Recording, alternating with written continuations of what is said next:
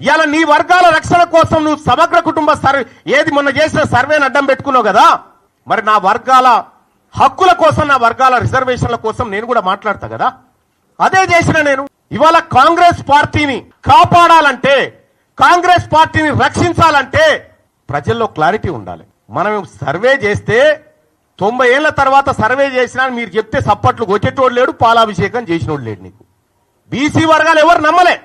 పైగా మొన్న మాట్లాడి నన్ను దోషిగా నిలబెట్టిరు, విలన్ చేసిరంటే విలనే అంటారు. ఆ విషయంలో విలనే అంటారు. ఆ విషయంలో మీరు చేసింది పక్కా సమాచారం అయితే, పక్కా సేకరించిన లెక్కలే అయితే ముఖ్యమంత్రి గారు ఆ సర్వేకు మీరు బాధ్యత వహిస్తారా?